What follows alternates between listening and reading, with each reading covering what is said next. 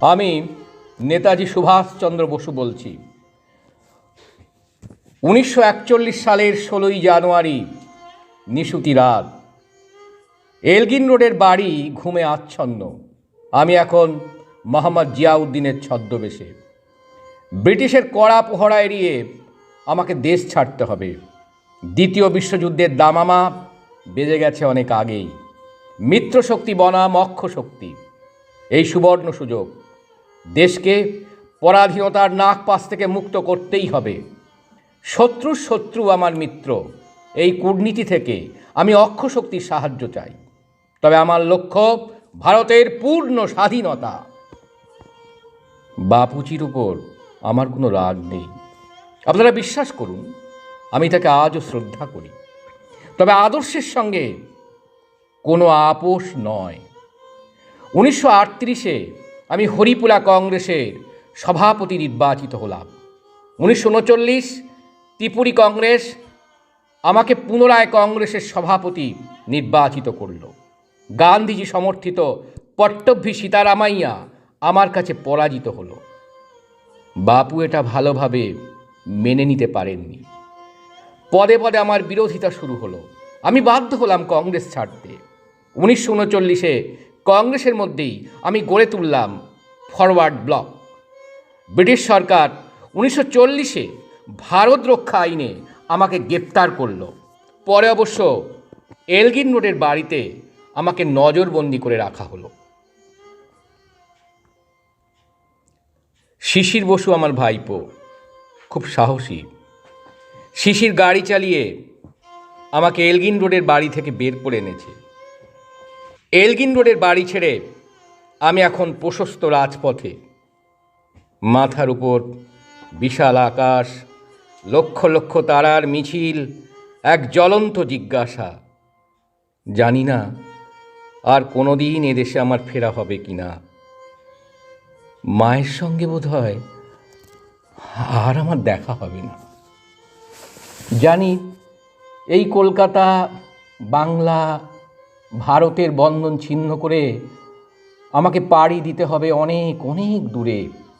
আমি সৈনিক, আমি নির্ভীক, তবুও চোখ দুটো অজান্তে জলে ভরে উঠেছে। জানি এ বিলাসিতা আমায় মানায় না। তবুও একটা প্রশ্ন, আর কি আমি এদেশে ফিরতে পারবো না? যদি ফিরে আসতে নাও পারি, তবে আমার জীবনের বিনিময়ে দেশকে, দেশের মানুষকে আমি যেন স্বাধীনতাটা দিয়ে যেতে পারি। গোমা স্টেশনে এসে দিল্লিগামী কালকা মেলে শিশির আমায় তুলে দিয়েছে। দিল্লি পৌঁছে ফ্রন্টিয়ার মেল, গন্তব্য আমার কাবুল, কাবুল থেকে বার্লিন। এর মধ্যে অবশ্য মস্কোতে কিছুটা সময় কাটাবো। যদি রাশিয়া সাহায্য করে, তবে রাশিয়ার মস্কোই হবে আমার কর্মস্থল। 1941 28 মার্চ আমি এখন বার্লিনে। মস্কো আমায় সাহায্য করেনি। হিটলার বা মুসোলিনি সেভাবে কেউ সাহায্যের হাত আমাকে বাড়িয়ে দিল না। ভাষা কাঠের মতো আমি এখন ভাসছি। তবে জাপানের প্রধানমন্ত্রী মার্শাল তোজো জাপানে আমায় স্বাগত জানিয়েছেন। ভারতের স্বাধীনতা অর্জনের একটা রূপালী রেখা জাপান। কিন্তু জাপান যাব কিভাবে?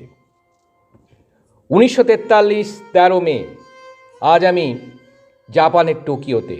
সঙ্গী আবিদ হাসানকে নিয়ে 97 দিন দুঃসাহসিক সাবমেরিন অভিযান চালিয়ে কয়েক হাজার মাইল পথ পিছনে ফেলে আজ আমি স্বপ্নের বন্দরে। তোজো আমাকে সব সাহায্যের আশ্বাস দিয়েছে। ভালো কথা, ভারতের বিপ্লববাদের জনক রাসবিহারী বসু লাহোর ষড়যন্ত্র মামলায় অভিযুক্ত হয়ে পুলিশের চোখে ধুলো দিয়ে জাপানে আসেন। সেখানেই গড়ে তোলেন ইন্ডিয়ান ইন্ডিপেন্ডেন্স লীগ। পরে ক্যাপ্টেন মোহন সিংয়ের সক্রিয় সহযোগিতায় 25,000 ভারতীয় সেনা নিয়ে ভারতীয় জাতীয় বাহিনী বা আজাদ হিন্দ ফৌজ গঠিত হয়। 1943-এর 4 জুলাই রাসবিহারী বসুর ডাকে সাড়া দিয়ে আমি আজাদহিন্দ বাহিনীর দায়িত্ব তুলে নিলাম। এখানে জনতা আমাকে নেতাজি উপাধিতে ভূষিত করে। 25 আগস্ট আমি আনুষ্ঠানিকভাবে রাসবিহারী প্রতিষ্ঠিত আজাদহিন্দ ফৌজের সর্বাধিনায়কের পদ গ্রহণ করলাম। 21 অক্টোবর আজাদহিন্দ সরকার নামে অস্থায়ী ভারত সরকার প্রতিষ্ঠিত হলো। আজ জাপান এই সরকারকে স্বীকৃতি দিয়েছে, আমার হাতে তুলে দিয়েছে আন্দামান ও নিকোবর দ্বীপপুঞ্জ। আমি এদের নাম দিলাম যথাক্রমে শহীদ এবং স্বরাজ দ্বীপ। আজাদহিন্দ সরকারের প্রধান লক্ষ্য ভারত থেকে ব্রিটিশ শাসন উৎখাত করা। উদাত্ত কণ্ঠে আমি বলছি, give me blood, I shall give you freedom. আমাকে রক্ত দাও, আমি তোমাদের স্বাধীনতা দেব। চলো দিল্লি। জাতি ধর্ম নির্বিশেষে সব মানুষের জন্য ন্যায় ও সাম্য প্রতিষ্ঠা করাই হবে আজাদহিন্দ ফৌজের মুখ্য উদ্দেশ্য।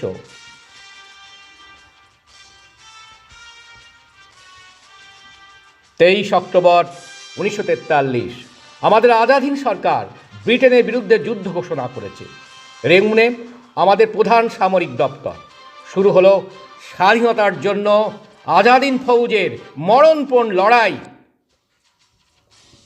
আমার সেনারা তাইপং থেকে যাত্রা শুরু করে পাহাড় পর্বত নদী পেরিয়ে প্রায় 400 মাইল পথ পায়ে হেঁটে ভারত সীমান্তের দিকে এগিয়ে চলেছে।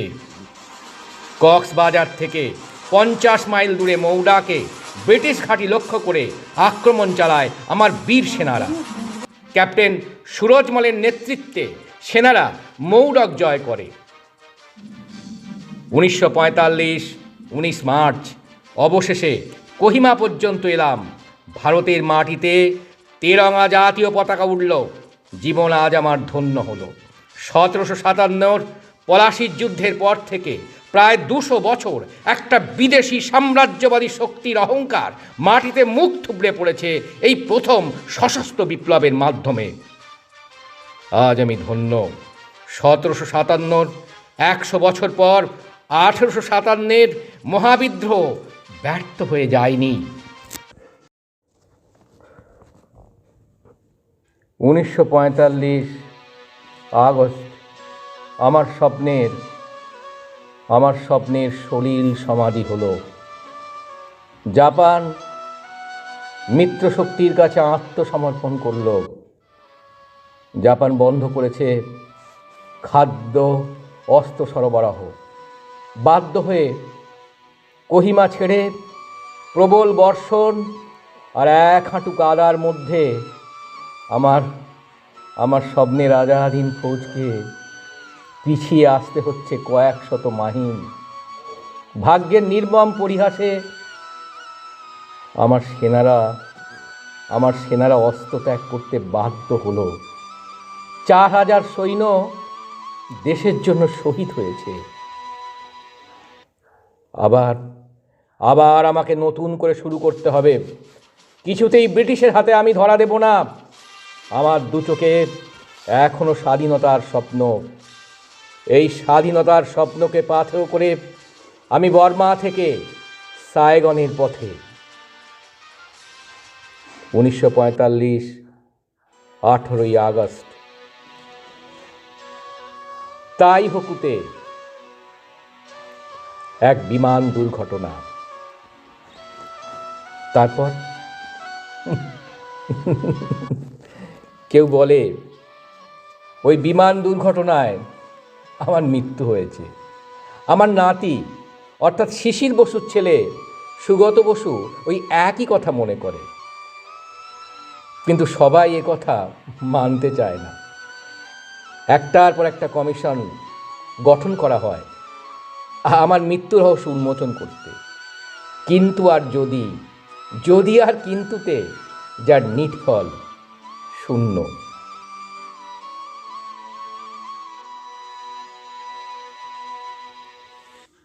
তোমরা বিশ্বাস করো,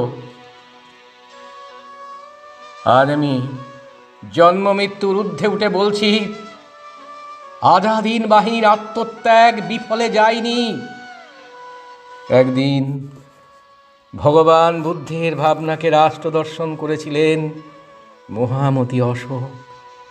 সেই ভাবনা ফলে ফুলে বিকশিত হয়েছিল পরম পুরুষ শ্রী শ্রী রামকৃষ্ণের জীবনের নির্যাসে, বিশ্ব বিবেকের মানব মন্ত্রে, গান্ধীজির সত্যাগ্রহে, রবীন্দ্রনাথ নজরুলের সারস্বত সাধনায়, অনেক অনেক আগে ফেলে আসা গান্ধারের শিল্প সুষমায়, মহান সম্রাট আকবরের প্রজ্ঞায় ধ্বনিত হয়েছিল অখণ্ড ভারত চেতনা, এক দেশ এক প্রাণের বেদ মন্ত্র। আমার আজাদহীন ফৌজ ত্যাগের বৈভবে সেই মহামিলনের মন্ত্রই রেখে গেছে মহামানবের সাগর তীর্থে। শেষ অপরাহ্নের আলোয় তোমরা তা কুড়িয়ে নিও।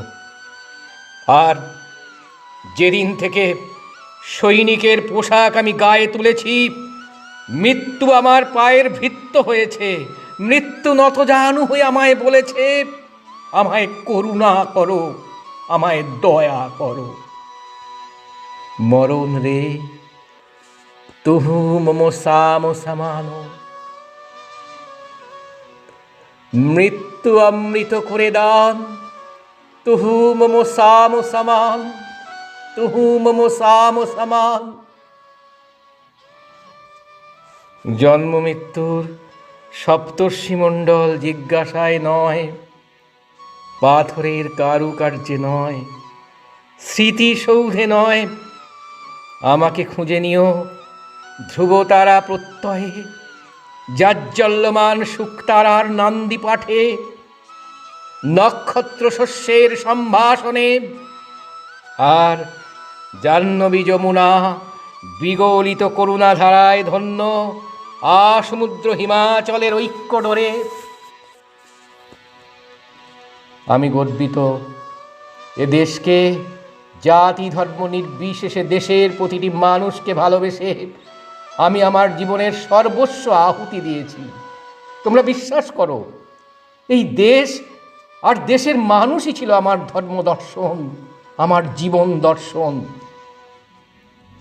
আমি সেই দেশপ্রেমের সৌরভ বহন করেছি যা আগুনে পড়ে না, যা জলে ডোবে না, যা কবরে মাটি হয় না, মৃত্যু যার কেশাগ্র স্পর্শ করতে পারে না। দেশপ্রেমের বর্ণিশিকা হয়ে আমি থেকে যাব তোমাদের হৃদয়ে। গুরুদেব আমাকে দেশনায়ক বলে অভিষিঞ্চিত করেছিলেন।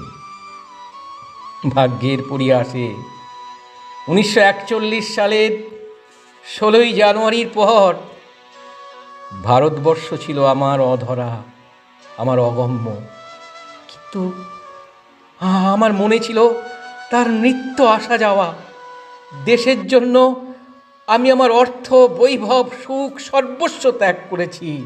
কারণ এমন দেশটি কোথাও খুঁজে পাবে না কো তুমি, সকল দেশের রানী সেজে আমার জন্মভূমি, সেজে আমার জন্মভূমি।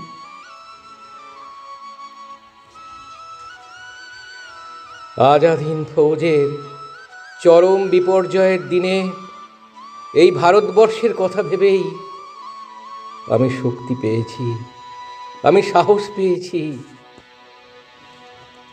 কেহ নাহি জানে কার আহ্বানে কত মানুষের ধারা দুর্বার স্রোতে এলো কোথা হতে, সমুদ্রে হলো হারা।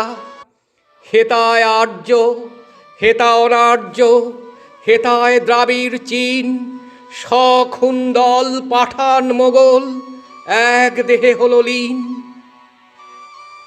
পশ্চিমে আজি খুলিয়াছে দ্বার, শ্বেতা হতে সবে আনে উপহার। দিবে আর নিবে, মিলাবে মিলিবে, যাবে না ফিরে, এই ভারতের মহামানবের সাগর তীরে, এই ভারতে মহামানবের সাগর তীরে। দেশপ্রেম ছাড়া আজ আমার দেবার মতো কিছু নেই। যদি পারো তোমাদের চেতনার অলিন্দে একটা কথা লিখে রেখো, মোর নাম এই বলে খ্যাত হোক, আমি তোমাদেরই লোক, আর কিছু নয়, এই হোক শেষ পরিচয়। বন্দে মাতরম, জয় হিন্দ।